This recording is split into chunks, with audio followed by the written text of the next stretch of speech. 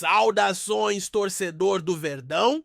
Que prazer ter você aqui mais uma vez para a gente falar sobre esse momento decisivo, tenso e ao mesmo tempo eletrizante que envolve o Palmeiras. O clima é de final e com ele vem aquele frio na barriga, as discussões. Esquentando e, claro, as opiniões que pipocam por todos os cantos. É impressionante como o futebol tem essa capacidade de mobilizar todo mundo, principalmente quando se trata de um clássico que decide título. E o que não faltam são declarações polêmicas, apostas ousadas e gente querendo se destacar no meio dessa atmosfera fervilhante que é a reta final do Paulistão. E olha, dessa vez o debate ganhou uma camada extra de emoção. Tivemos um comentarista que geralmente gosta de criticar o Palmeiras, surpreendendo geral com um discurso que parecia mais uma homenagem ao clube.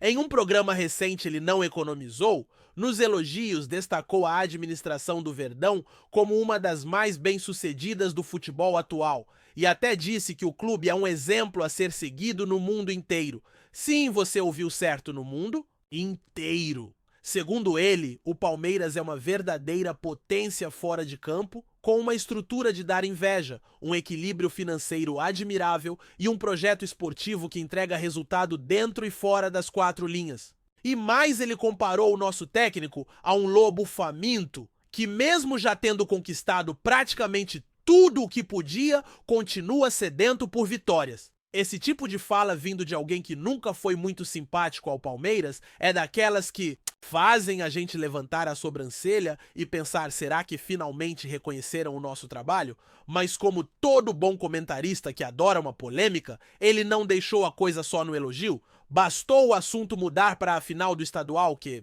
o tom mudou completamente. Foi só entrar no tema do jogo de volta contra o Corinthians que ele largou uma previsão de deixar qualquer palmeirense indignado 3-0 para o rival jogando na Neoquímica Arena. 3-0. Assim na lata, como se o Palmeiras não tivesse força nenhuma, como se fosse só uma questão de tempo, até o time adversário levantar a taça. E aí é que está o ponto quando se faz uma análise fria, com base em números, desempenho e histórico recente, até dá para entender uma leve vantagem pro lado de lá por conta do placar do primeiro jogo. Mas cravar um 3-0 com essa certeza toda, aí já parece mais provocação do que comentário técnico. O curioso é que esse mesmo comentarista começou reconhecendo todos os méritos da gestão palmeirense, exaltando o trabalho feito. Ao longo dos últimos anos, falou da reestruturação financeira, da organização da profissionalização do departamento de futebol, da forma como o clube vem se posicionando no cenário nacional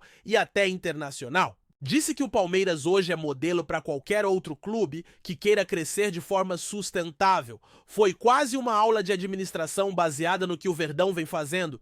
Só que na hora de falar da bola rolando, ele simplesmente descartou tudo isso. Ignorou a força mental do time, o histórico de superações em momentos decisivos, o elenco experiente, o treinador vencedor, a capacidade de se reinventar dentro de campo. Parece até que o comentário foi ensaiado para agradar nos primeiros minutos e depois causar revolta no final. E cá entre nós ele conseguiu exatamente isso. É claro que todo mundo tem direito de fazer sua previsão, ninguém aqui tá pedindo isenção total, até porque o futebol é passional, é cheio de emoção.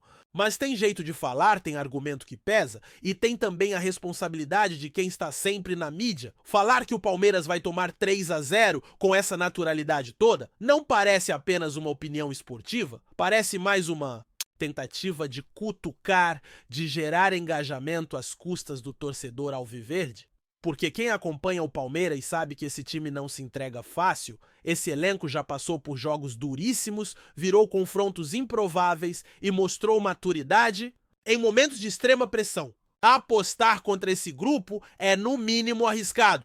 E aí, torcedor, o que você achou disso? Foi elogio sincero ou só uma isca para lançar a provocação depois? Você acredita que esse tipo de comentário influencia ou fortalece ainda mais o espírito competitivo do Palmeiras? Porque a gente sabe que em muitas situações essas falas acabam sendo o combustível que falta para um elenco já experiente entrar em campo ainda mais motivado. Não seria a primeira vez que o time transforma desconfiança em motivação? E se você acha que foi só esse comentarista que resolveu mexer com os nervos da torcida, se prepara porque teve mais. Dessa vez, quem deu o que falar foi um ex-jogador Um nome que fez história com a camisa do Palmeiras, levantou troféus, deu alegrias à torcida e até hoje é lembrado com carinho por boa parte da galera.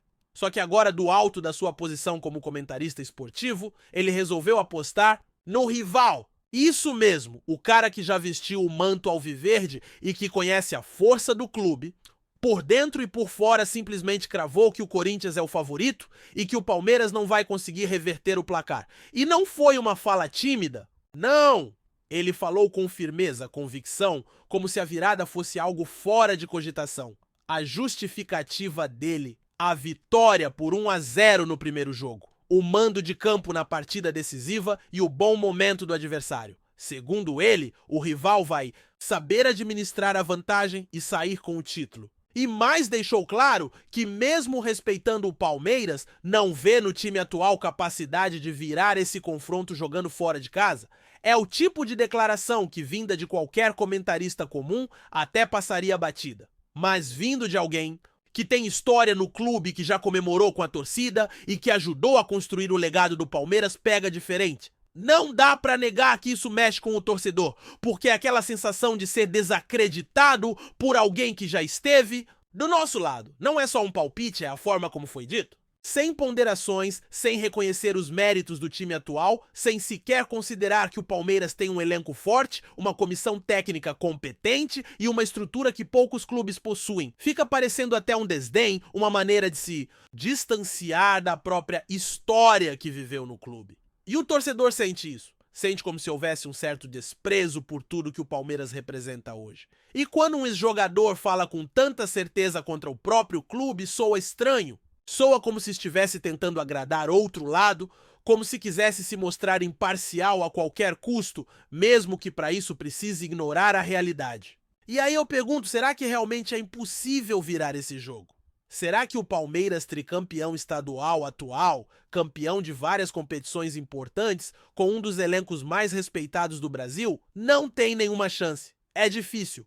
Acreditar que alguém que viveu o ambiente palmeirense de dentro acredite mesmo nisso. Fica a impressão de que esse tipo de comentário serve mais para aparecer, para chamar a atenção, do que para contribuir com a análise. Torcedor, comenta aí o que você achou dessa declaração.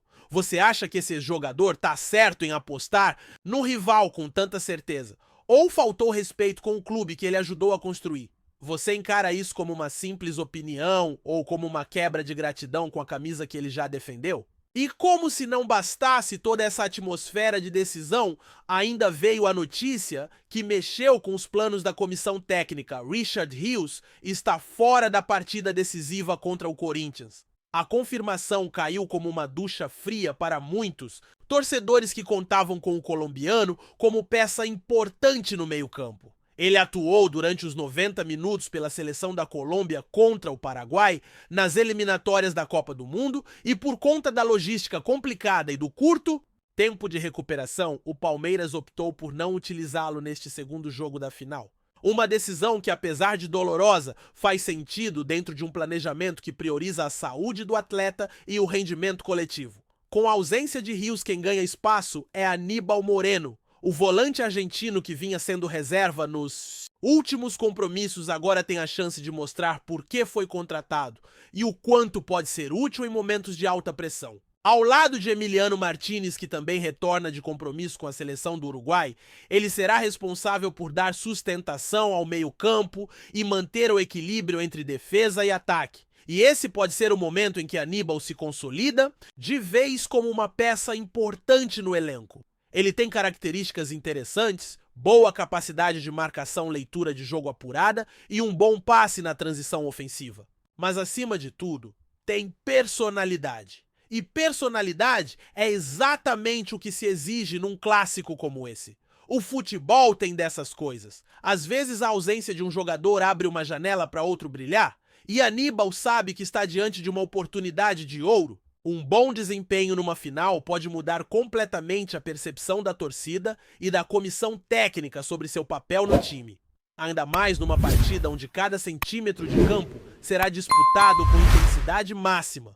E sejamos sinceros, o Palmeiras precisa de jogadores que entrem com sangue nos olhos, com entrega total, porque virar um placar fora de casa não será fácil. mas é absolutamente possível ainda mais com um meio-campo bem postado, combativo e inteligente. Agora, a grande dúvida que paira sobre a cabeça dos torcedores é: será que Aníbal dá conta do recado?